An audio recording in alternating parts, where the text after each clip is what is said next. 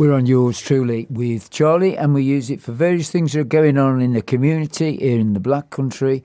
And we've got Tom in with us today. So welcome, Tom. Hello. So tell us about Tom. Tell us why you're here. And you've got two people with you as well. One who was reluctant to speak, but she will. And the other one who said, I don't know if I'm going to speak, but he's definitely going to speak. So tell us about what you're here for. Yes, so I'm Tom Beasley. I'm the editor of Voice magazine, which is a charity based in the Midlands. We provide young people with opportunities to talk and write about arts and culture. My background is as a freelance entertainment journalist. I've been a film critic. I've been an interviewer. I've done like red carpets and stuff like that. So then I am now back living in the Midlands, which is where I was brought up. I was brought up just a few miles away in Coventry. I'm back there now, and we're providing opportunities for young people across the Midlands to do really fun stuff around arts and culture, learn some creative writing skills, journalism skills, and kind of trying to create access, really, and get that foot in the door for young people who want to find a way into the creative industries, which are, as we all know, incredibly competitive and increasingly difficult to find that way into, especially if you're not from London or from one of the big cities. So what's Voices? When did it start? Why did it start? And it's, I believe it's 10 years old, is it? Yes, in its current form, Voice magazine is 10 years old this year. So we are currently, throughout the month of May, celebrating our 10th birthday. We have gone back and interviewed young people we've worked with over the years who are now off doing brilliant things in the creative world. One of them is now working at, they've just finished at Lad Bible and they're now at the I newspaper. We've got people who are now at Sky and at the BBC and doing really great stuff. It started 10 years ago. It had been around for a little bit before that as an offshoot of the Arts Award, which is a qualification that Trinity College London runs, which is it's sort of like Duke of Edinburgh, but for creative arts, really. So we started out as a platform for people who were doing Arts Awards to talk about what they were doing, share ideas, share some of the writing they were doing. And then some of our original founders said, well, why does it just have to be for Arts Award? We can do this on a wider level. We can provide a platform for young people to write about arts and culture. And so 10 years ago, Voice was born in its current form, and we've been going strong ever since, doing lots of work all over the country. For years, we've sent reviewers up to the Edinburgh Fringe Festival to review shows up there. We've gone down south to Brighton Fringe. We've done festivals in Birmingham. We were at the BFI's London Film Festival last year. We sent a reviewer there. So we've done lots of stuff across the country, but a lot of our core work, our project work, is based here in the Midlands. So what was your journey then? From getting into journalism and that, was that through school, university, and that? What journey did you take? Yeah, so I always loved writing. That was kind of at the core of what I wanted to do for as long as I can remember, really. And then I went to university and studied journalism at university down in Bournemouth. And from there, I got a kind of very traditional journalism job. I was a reporter at a local newspaper down in Dorset. And then gradually over time, I did a bit of work after that at a news agency doing stories for the national newspapers.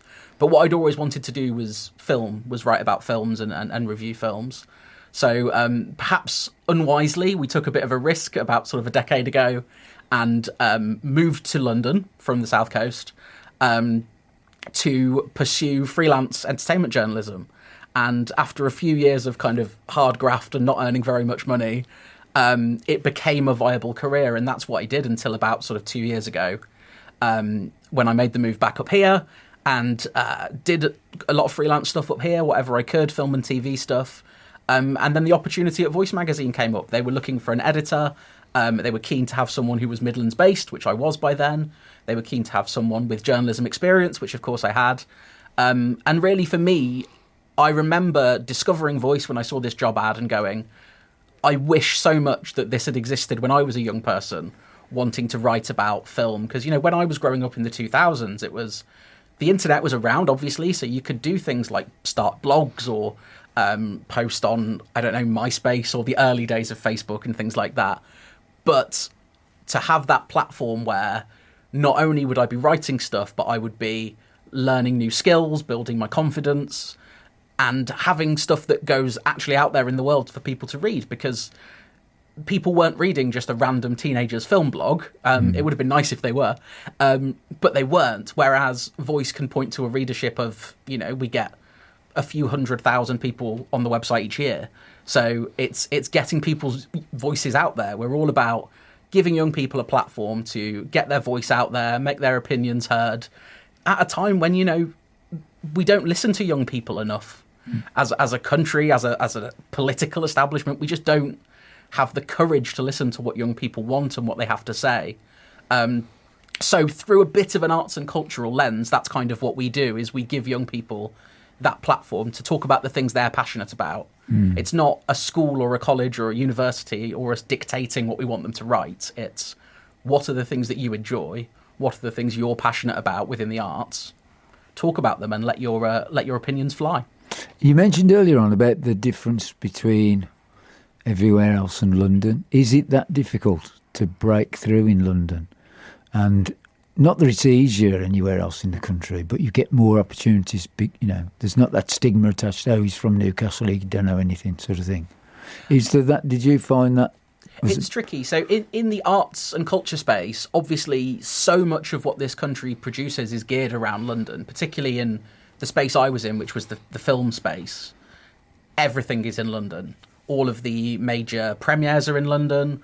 All of the press and media screenings of films are in London. If you want to interview people, if you're interviewing the stars of the next Hollywood film, they'll fly into London for their press day. They're not going to do a press day in Birmingham or Coventry or in the Black Country or anywhere like that. So in order to do what I was doing at that time, you needed to be in London. I do think things are changing and things are shifting. There are people in the arts and culture space doing great work to try and widen the access and make opportunities available. But certainly kind of 10 years ago, when I was looking to kind of break into the arts and culture world, it really felt like you had to be in London. And that was something that I felt quite acutely when I moved back up here to the West Midlands. Like, I felt, am I going to lose all of my opportunities because I'm not in London where everything's happening anymore? And there were, various personal reasons why we made the move. But from a career point of view, it was quite scary and quite daunting. But thankfully, the opportunities are there. They're harder to find. But really, it's like anything. If you apply yourself enough, then you stand a chance. You just have to find the opportunities where they are. So you have to grab at things like community radio. You have to grab at things like Voice magazine. You have to grab at things like your local theatre, places like that.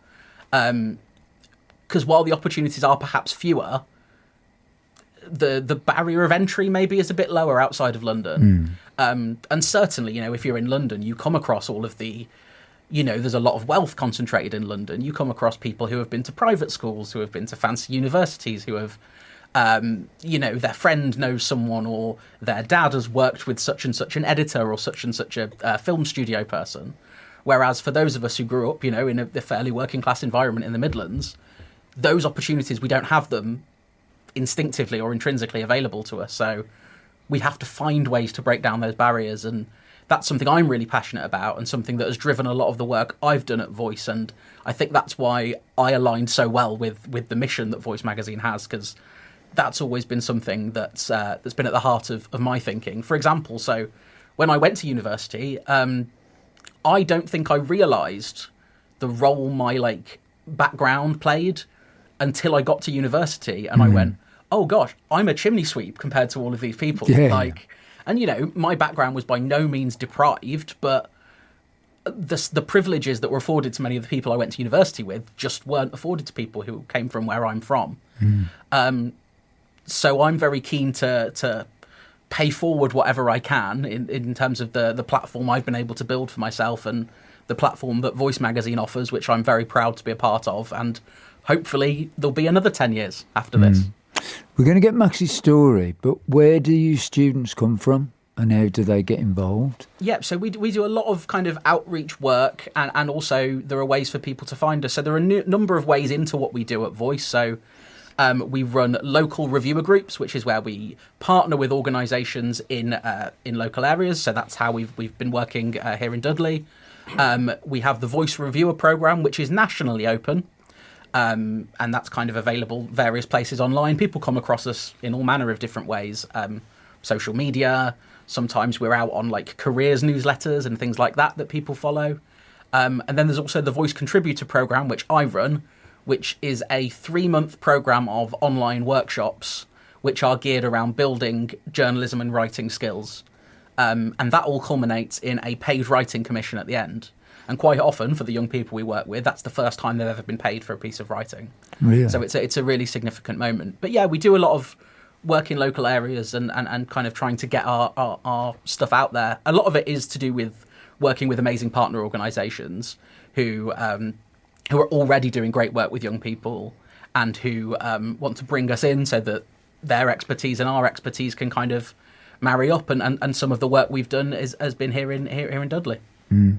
And are they mainstream students, or can they come from various parts of the community, from the education system? So yeah, we pride ourselves on working with as diverse a group of young people as we can possibly find. We've done a lot of work with neurodivergent young people. We try and have a blend of ethnicities. We've done a lot of work and are really strongly doing work with care experienced young people and also young carers. I have a family link to someone who works with young carers in Warwickshire. So we're hoping to build a partnership there and do some work there. But yeah, increasingly, and we're also hoping to work with, we're very keen on broadening opportunities for NEETs, young people who are not in education, employment or training. We're very aware that that's something the government is focusing on and also something we're focusing on in trying to provide young people with the skills they need for a job market which is increasingly hostile to young people and increasingly difficult. I wouldn't want to be a young person trying to get a job at the moment. So if I can give people the tools they need and the tools that will make them more desirable to employers, then that's very much at the core of what I want to be doing. Mm. Shall we play a record and then shall we get Max's story and then we can expand on that?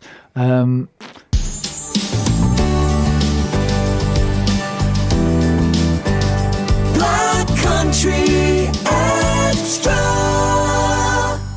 So we're talking about this online, I presume it is, not hard copy, it's all online.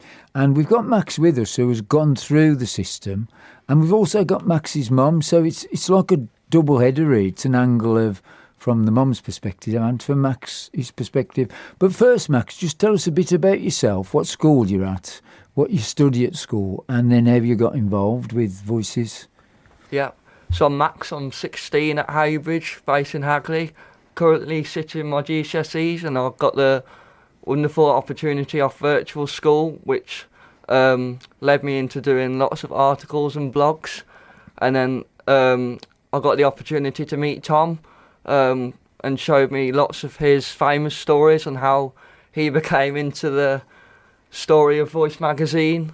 So that was inspirational, really. Yeah, and was it? Did you get involved with it through the school? Was it through virtual school? Through virtual school, yeah. How did you find out about it? Was it a meeting at the school, or? No, it was literally a colleague of ours called Dan. So basically, Max is passionate about. He really wants to get into sports journalism, really, but journalism. He's an absolute mad football fan. But because can I just ask who you support, Max? Wolves. Oh, right. It's a tricky conversation to have because you've got a I know Wolves you're fan. a Coventry, Tom. I know you're Coventry. You've got a Wolves fan there and a Coventry fan here. Oh, so yeah, you're just passing through. Yeah. Contrasting fortunes. It's a bit like my mate who plays banjo with me. Where did we play the other day? Last game of the season. We were playing at the Owl Hub in King Swinford, and of course everybody was playing, and he's a Tottenham supporter. And so we wouldn't come out the car and come and play the game until the end of the game. And I was going, Tim, we're supposed to be starting, mate. I can't leave. Of course, they got through in the end, which was all right. But yeah, so sorry, back to you. So for his sins, he's an avid Wolves fan. Yeah.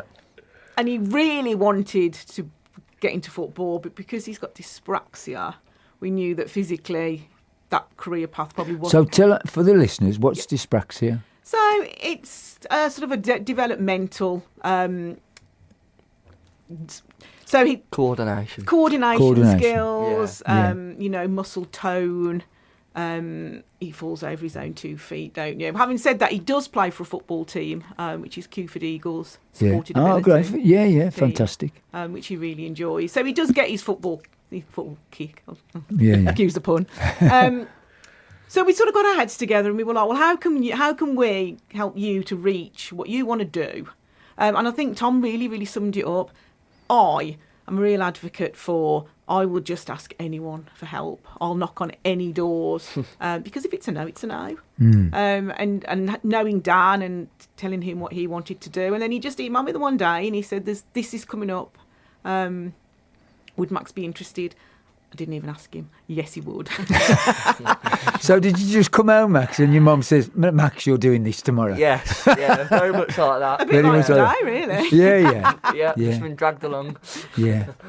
So you came along and you did that, and you've also done a young reporter scheme, haven't you, through the Stourbridge News? For the Stourbridge News, and what did I get? Top 5, was it? Yeah, you won Met some amazing people. Got to interview lots of famous people. Yeah. Yeah. Oh, brilliant. So, involved with Voices, what was the procedure? What did you have to do, and how did it progress? So it was a meeting once a week, and then we just kind of talked about how media works and how you can develop better blogs. And then it was shown through. Was it film? Yeah, there was film being shown. Yeah. Mm-hmm. And in terms of a product, I suppose, did you have to write a blog? Did you have to write a piece? Yeah, I wrote a couple of blogs and put them online. Yeah, through Tom's help. Yeah, fantastic. Yeah, that's it. We're an open platform, so any young person, if you're listening to this now and it sounds fun, then you can go to our website and sign up, and you don't necessarily have to be part of one of our programs as such. We have lots of people who, at least initially, aren't part of our programs, but just sign up, and it's an open platform. You can post whatever you like, kind of within the arts and culture space, and then from there you can decide whether you want to be part of any of the programs I've talked about. But yeah, it's about providing that platform really, and it's exciting to see people like Max. If you want to go into sport, it might seem that Voice isn't immediately we don't cover a lot of sport, but one of the things I always advocate for with the young people we work with is careers in creative industries are never a straight line. You have to be prepared to do whatever you can, really, to get your foot in the door. And then, if you do some work talking about films for a radio station, then maybe the next time they have a vacancy for a commentator or someone to cover sport, then you're there. You're in the room and you're ready. So that's something I always advocate for is even if you don't want to be a film critic, or you don't want to write about the theatre, or you don't want to interview, TV actors, it can be a really good way in to learning more about the industry. And we have great connections, certainly in the Midlands, but also further afield, kind of London theatre and places like that. So, and we provide any of our young people who are part of our reviewer programme, which is all free. Obviously, we're a charity, so it's all free. That reviewer programme, you get access to all of the opportunities that we are offered. So, offered free press tickets to go and see shows and places like that. So, we're taking young people into arts venues when they might not have had the courage or the money to go to a theatre before, because theatre's incredibly expensive, especially at the kind of top end. But yeah, it's about kind of breaking those barriers down and using the connections we've built over the last 10 years to give young people the opportunities that maybe they didn't think they'd be able to get. But we are very keen that there's nothing stopping you getting those opportunities, because we can do whatever we can to pry that door open just a little bit. So is the first step, I don't know, did you have to submit something to Voices, and then they go, oh yeah, we can work with you? Is that how it works? No, it wasn't. No, it was just kind of an opportunity to come, wasn't it? Yeah. And then It was week just an invite. by week, I learnt a lot more. That's it. We throw the door open. There's no prior skill level needed. I've worked with people who are already quite polished writers who have already done a lot of their own writing, and I've worked with people who've never written a piece before. So yeah, we're very keen that whatever your skill level, we can work with you and we can build those skills. And there are lots of people. While we've been doing this 10-year celebration, I've been fortunate enough to speak to a lot of the people we've worked with over the years, and so many of them say, well, I really struggled with getting my thoughts down in writing, and now I've worked with Voice, and now I can express myself, and I've got the confidence to share my opinions with the world and write things and approach people for interviews. That's a big one, because especially for young people, just the courage to approach someone is quite tricky. it's not like, you were saying about knocking on doors and things like that. That's much harder now for young people because, I don't know, there's elements of social media and things like that. But loads of the people we work with say, I've now got the confidence to go and interview people, professionals in various industries or, famous people even and stuff like that. So, it makes me really proud to be able to work with young people and to see them grow from, people who aren't quite sure whether this is for them. We encourage people to just show up and have a go, basically. Yeah. There's no barrier of entry. You show up, you have a go, and we try to help you become the best you can be. And it doesn't mean you have to want to be a journalist or anything like that. If, we really believe in the value of like art for art's sake. Being creative can just be fun. It doesn't have to be your career. Obviously, we want to give you every opportunity for it to be your career, but it doesn't have to be. It can be, I love going to the cinema, so I want to write about films. Or I love stand-up comedy, so I want to write a review of a gig I've seen. Or, I like going to see a music performance or whatever. It can be anything. There's no barrier of entry. The doors are open. And how about the time scale? Is it a particular time scale and then it's finished, or is there a continuation? No, not at all. So we encourage people to sort of work their way through our programs, I guess, in a way. So, for example, if you join one of the local groups that we're talking about, we encourage people to then, from there, join our National Voice Reviewers Network and get access to those opportunities I was talking about, and then possibly become a voice contributor, it's a more professional sort of training. But, it runs over 3 months, but it's delivered online workshops in evenings, so you can do it around school or college or university or whatever, or even work. We've had people who've already been in employment doing it. It's very much however much you want to put in, really. And if you just want to join the site and post something occasionally, you're more than welcome to do that, and there's no time commitment necessary. But there are young people I've worked with in local groups who have then gone on to do the contributor program, and even after the contributor program, which is on paper kind of the top thing we offer, I suppose, I always keep those people in kind of contact. And when I can offer paid writing commissions, which I can, I have a little bit of the charity budget to do that. I'm really keen to pay young people for their work, especially if they've been through our programs. And so I'll often say, I'm really keen to do an article about, for example, the Michael Jackson movie that came out. We were playing him earlier. I might say, I'm really keen for someone this month to pitch me something about the Michael Jackson movie, and then I'm able to pay the young people for their work. So, and is that open to? I mean, you might get 100 people doing Michael Jackson piece, and then you have to then not judge. You have to decide which one to publish. Yeah, well, I mean, when it comes to paid commissions, it will be come to me via email or whatever with your idea, and I'll kind of decide. But if you're not necessarily if you don't need a paid commission for it, you can post it on the website. I see. Yeah. And there will often be multiple people writing about the same thing. Just this weekend, for example, there were 2 separate reviews of the new Star Wars movie, The Mandalorian and Grogu. And then they're both slightly different perspectives on it, and that's really great. It's not like someone's posted about something so you can't ever write about it. It's very much a repository for young people to write about whatever they want to.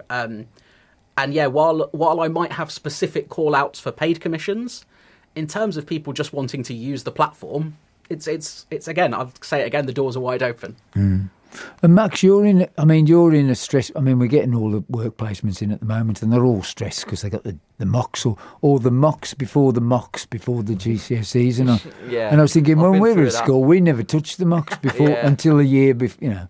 It just seemed and so has doing this informed your schoolwork and changed you as a person? Yeah, it has changed me as a person because it's given me the opportunity. I mean, doing the Voice magazine, doing the Young Reporter scheme, it's boosted my confidence. And at first it was an idea to go into journalism, but now I've actually done it. Not done it, but like had an experience with it. It's kind of pushed me to go forward, and having these opportunities, it makes me wonder what the future holds. Yeah. Do you think you're going to be your main focus, like media studies and media? Well, I'm going to do media studies at college. So wonderful! Hopefully, yeah. So you do GCSEs, then media studies at college, or will you do A levels and then go on? I'm doing GCSEs now, and then I'll do media studies at college, and then see where that takes me. Yeah. Yeah. And Mum, has it changed him? Has it brought him out of Not that he'd been a shell, because he don't look as though he'd been a shell. But has it changed him as a person as well, Yeah, I mean, this experience? it really has. I think, for me, he does have his difficulties, and I think you've touched on it. It's tough out there. Yeah. And, he knows what he wants to do. He's clear. That's where I want to be. But when we went for the college interview, one of the questions was, what previous experience of media have you got? Now, if it wasn't for voices, the answer to that would have been none. None, yeah. Because they don't do media at his high school.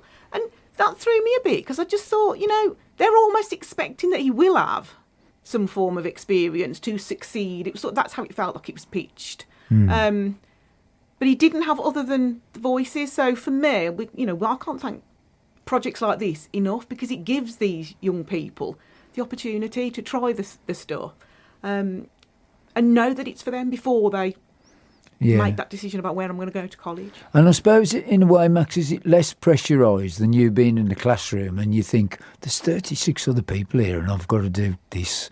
You're motivated yourself and you've got guidance that's almost one-to-one in it. Yeah, it does So help is a it lot. less pressure and that help you in a way? Yeah, well, just, like I said, it gives you more experience and more urge to go forward and see what else there is out there. Oh, fabulous. And in terms of the I suppose the courses, are they almost bespoke to you assess what Max's values are and you think, well, this course would suit Max, or this course, is that you tailor it to the people that are working with you? Yeah, I mean, when we do the local reviewer groups, because they're often quite small groups, we are able to, ask the people who are involved, what are you interested in? What do you want more of? And we can adjust on the fly. And, my contributor program, we have a framework for it, which is, a framework that I've built over the last couple of years of doing it. But that's always changing. We ask for feedback at the end of all of our projects, and that shapes the next project. And, and I think I've developed quite a good radar for, working out what young people need in a particular context and being able to provide that as much as I can, really. And I'm so glad you made that point about almost expecting you to have experience, because that's certainly true for journalism, for example. Going out into the journalism world, it is show us some examples of things you've written, show us some examples of like a podcast you've done or a recording you've done, and so much of what we do is empowering young people to do those things so that when they do apply for colleges or universities or jobs, they can say, oh, here's 5 links to articles that I've written.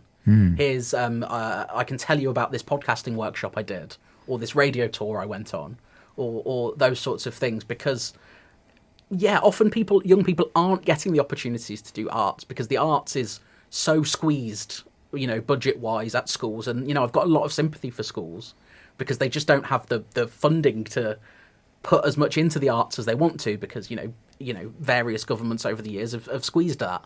But we kind of hope that we can sort of fill some of that gap with the work we do. And I'm so glad to hear that a very specific example there of a time it actually really did help in a tangible way. Definitely. What did your school know that you were doing this? And what was their reaction? No, I don't think they did they? No. They didn't really. I mean, it was just something that you got invited to go and do, and you went off and did it. I think it'd be more sort of imperative that when he starts college that they're aware of this is the stuff that he's been doing. Yeah. They were aware of the Young Reporter scheme and they were very amazed. Like, I got a lot of teachers come round congratulating me, but yeah. That sounds great. And do you continue? I mean, do you, like, as Tom says, you can submit things. Do you get an idea, or you watch the Wolves and you think, I'm going to review this match and send it off to Tom? Do you get things like, there's something spark you and you think, I'm going to have a go at that and send it off? I've done it less this year because of... Well, obviously because of your exams. Because of my GCSEs, but I've got an Instagram page of Wolves, so I used to do a lot of blogs on that, but now because they've got more rubbish, it's a lot harder to write about. Find the positives. They finished the season quite strongly, let's put it that way. Yeah. Sorry to any Wolves players listening.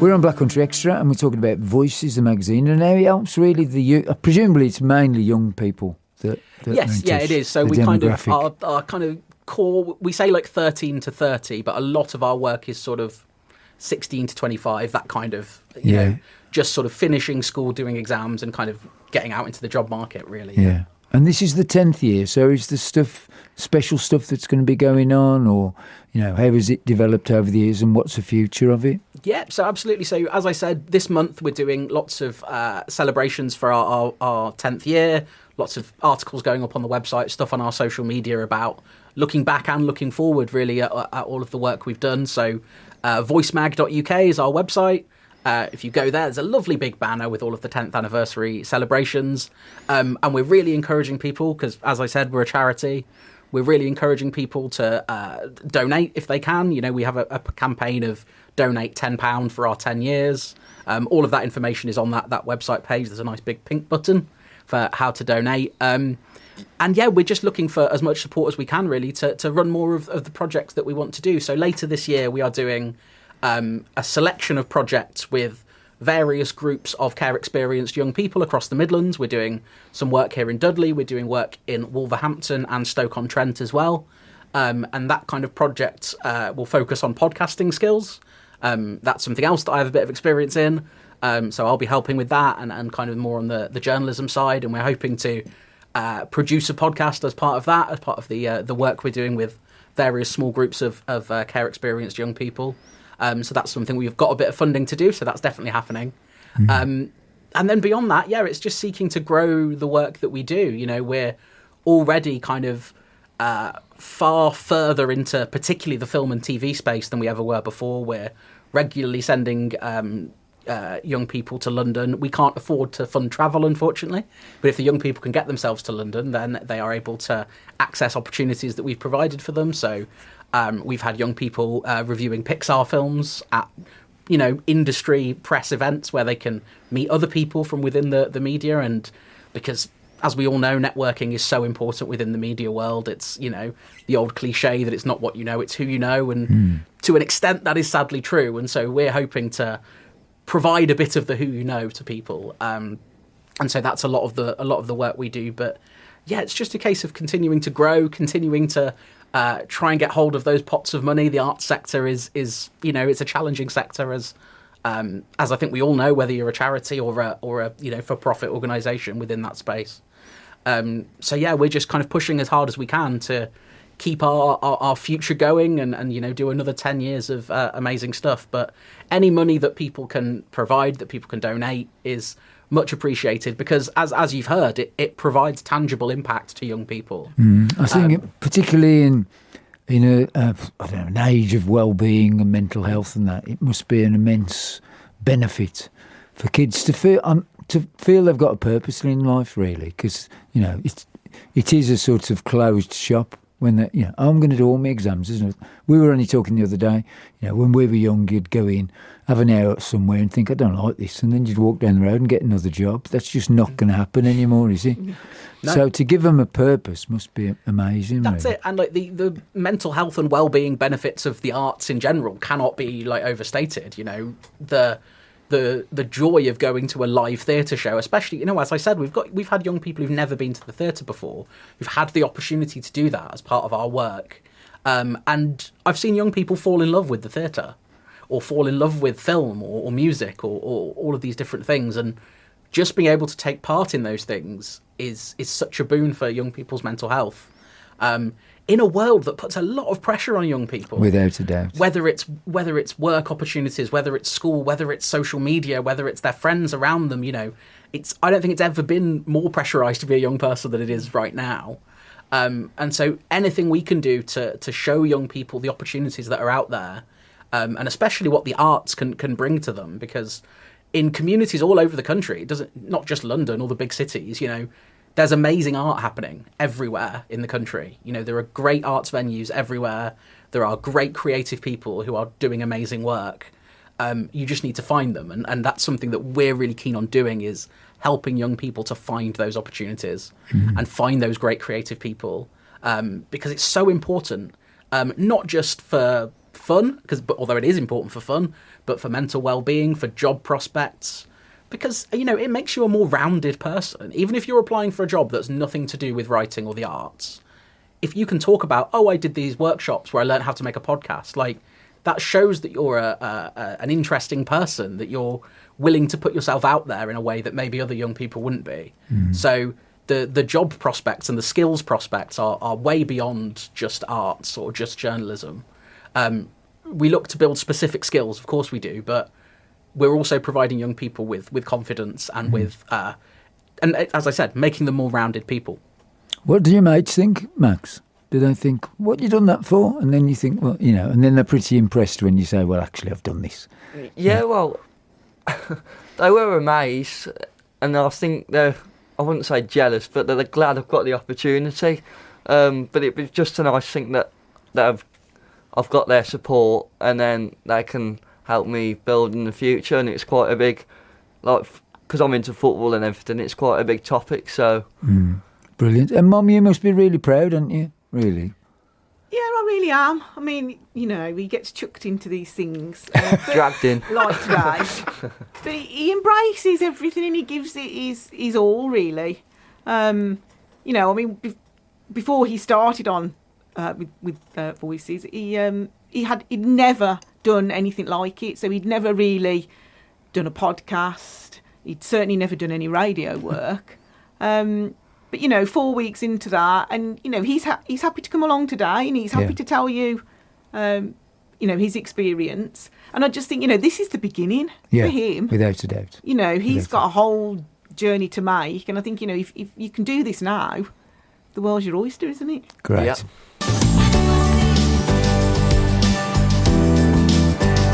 Black Country Xtra. We're on Black Country Xtra. We're on Yours Truly with Charlie, and we've been talking about this amazing thing, the Voice magazine, and Max. And Max, you ought to be really, really proud of yourself, and your school ought to be proud of you, and your mum. You better go and get from McDonald's or something after coming in here. And good luck with everything. Good luck with your exams, obviously. Thank but good you. luck They're with going everything. well so far. Yeah. And Tom, so let's give them the contact details where they can find stuff out then. Yeah, great. So our website is voicemag.uk. That's where all of the info is, all of our projects, all of our work, and of course the open platform if you want to post to it. We're also on all of the main social media platforms, Facebook, Instagram, TikTok, Voicemag UK on all of those platforms. And yeah, you can keep up with everything that we're doing. Get in touch with us. If you've got any questions, all of my contact details are on that website. Feel free to get in touch with me and I'll point you in the whatever direction you need to go. But we always want to hear from young people and certainly young people in the Midlands. We would love to hear from you and help you kind of spread your wings. Brilliant. Great stuff. And we'll see you in 20 years. 20 year celebration.